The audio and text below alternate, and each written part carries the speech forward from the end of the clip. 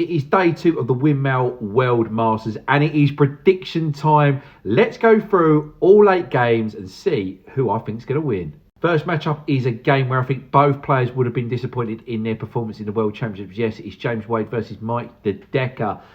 I'm going to give the edge to the Belgian here. I think he's a player that's still on the up here and I think he wins this one in a close one by 3-2. Next up, it's Dave Chisnell versus Cameron Menzies. I think these are 2 players that are very similar in the way they play darts. And ultimately, I think I'm just going to give the edge to the experience in Chisnell. I'm just not sure if Menzies maybe has recovered yet from the World Championships. We shall see. Next up then, it's Johnny Clayton versus Martin Schindler. Another one actually I think is quite a tight one to call, but I'm going to give the edge to Johnny Clayton, I think, on this one. I think Clayton's the better player and I think he'll get through by 3-1.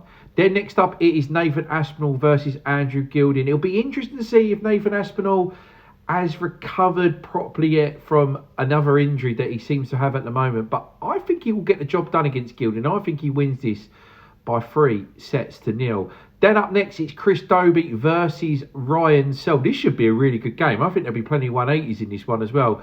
But I'm going to give the edge to Ryan Sell. I quite like him in this one. I think Dobie didn't play particularly well, I thought, in the Dutch Masters. And he wasn't particularly great, I thought, in the Bahrain Masters recently. I think Sell could have something to prove here. And I think he wins this one by 3-2. Then up next, it's the man that everyone wants to see. He's now 18 years old. It's Luke Littler versus Batens of Belgium. And I think Littler's going to get the job done here. And I think he wins this comfortably. I think he wins by 3-0. Then we've got a real tasty one against Michael van Gerwen and Bradley Brooks. Now, Brooks was one of the main players that come out of the PDC qualifying rounds early in January to get his tour card. And he was one of the best players, if not the best player, in that whole competition. And I think Brooks can maybe make this a closer game than people suspect. I still think Van Gerwen's going to get the job done, but I think it'll be a close one. But I think it'll be 3-2 to mighty Michael van Gerwen. And then in the last game, this looks a real tasty affair between Gary Anderson and Dimitri van den Berg. The bookies have Anderson as a short price favourite to win this.